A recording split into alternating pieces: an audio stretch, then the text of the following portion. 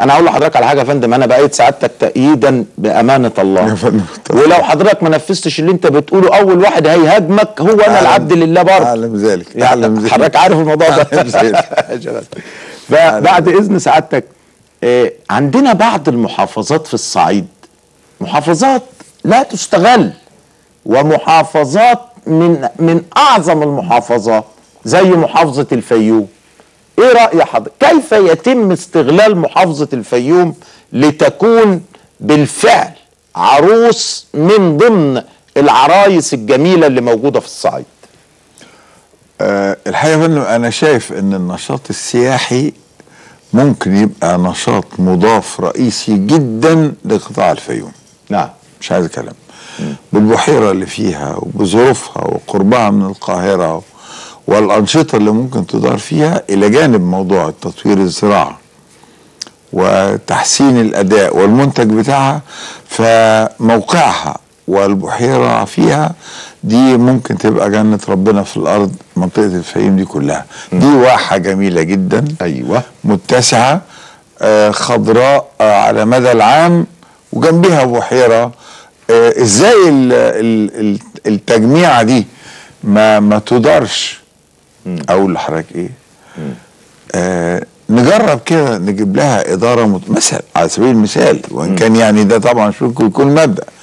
نجرب كده نجيب لها اداره محترفه ازاي تحول الموقع اللي جاهز رباني ان هو يكون منتج سياحي مهول، ونشوف هتتقلب جنه ولا لا، وفي قد ايه. نشوف دي هتبقى مقصد سياحي عالمي قد ايه. ده العيون اللي هناك اسمها عيون الصيره، باين كانت مخلوطه بميه المجاري في وقت من الاوقات. عين السلين. عين السلين، انا اسف يا فندم. كانت مخلوطه بميه الصرف الصحي والسواقي ومش سواقي، يعني حاجات حضرتك في الخارج بيبقى الحاجه بالحجم ده، ويتعمل حواليها كده الهليله المطلوبه والامبلاج السليم، بحيث تبقى جاذبه. احنا عندنا امكانيات لا حدود لها. وانا دايما الحقيقه فعلا كنت اعلق حتى على بحيره المره اللي على عند اسماعيليه والسويس وعلى خط القناه. دي يعني منحه من ربنا. دي احسن موقع في العالم يتعمل فيه رياضات الماء والسياحة المائية والأنشطة اللي تخلي والمراكب بقى عبر رايحة جاية في وسطها كده، حتة جاذبة ليس لها مثيل. أين نحن من ذلك؟ وساكتين عليها ليه؟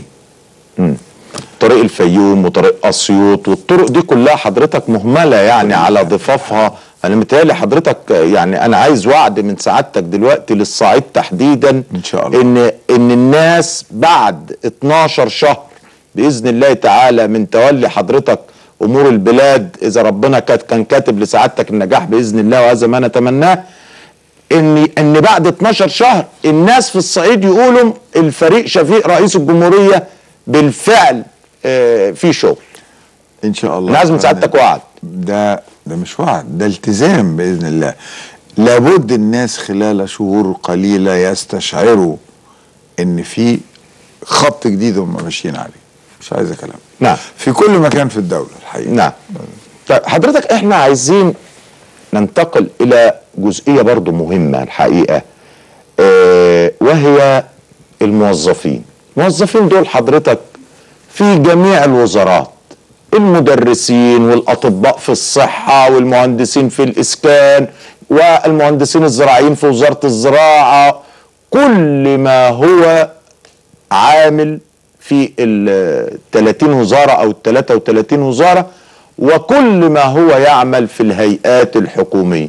موظفين دول يا فندم حالتهم تعبانة. خلي بال حضرتك، وانا قلت لسعادتك قبل كده ده بيعملوا جمعيات علشان يجيبوا هدوم لاولادهم في المدارس. طبعا. وطلع علينا احد الاخ احمد عز بقى في العهد السابق وفي النظام السابق يقول لك ده جايبين عربيات ومش عارف عاملين ايه، وعمل حاجات غريبة كده، والموظف كان يا عيني مش لاقي ياكل، بيمنع نفسه من العشاء علشان يدفع قسط حتة عربية لما يروح بلدهم ولا حاجة، يقول لك ده شكله كويس قدام الناس في البلد. وانت عارف حضرتك احنا ايه فلاحين ونحب الحته دي، نروح البلد بعربيه وبتاع مش عشان الناس تفهم ان احنا وضعنا اتغير، وهو ما بيتعشاش عشان خاطر يدفع قسط العربيه دي.